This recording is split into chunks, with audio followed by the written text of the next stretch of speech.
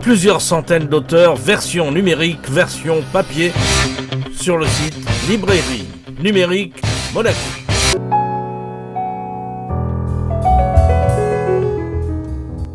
Avec son troisième roman Lune noire à l'Alhambra, Catherine de Montfort s'inscrit dans la lignée de ses auteurs à énigmes. Elle nous transporte dans un univers ésotérique, sans en être pour autant. Mais on se rend vite compte que les us et coutumes de l'Andalousie ont une telle puissance que le lecteur se laisse facilement emporter dans un univers surnaturel. Pas mal de cartes brouillées, en fait. Il y a un suspense qui se développe petit à petit, avec un noyau central qui se passe dans le palais de l'Alhambra à Grenade, et l'aboutissement, le climax, dans la Sierra Nevada, avec des résurgences de groupuscules fascistes, et un trésor planqué de la Shoah. La Lune noire a donc son rôle à jouer.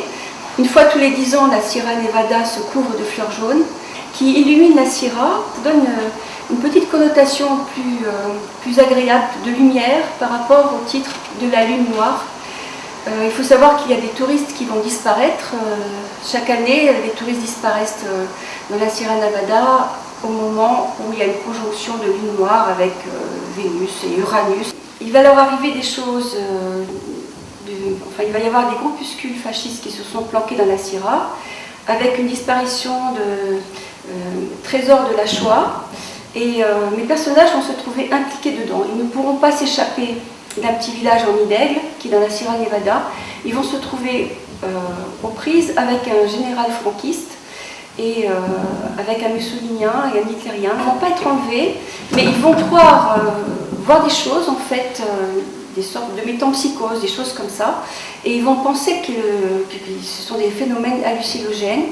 Ils ne vont pas disparaître, mais la police municipale va les retrouver contre un arbre. Ils auront perdu connaissance en voulant s'échapper.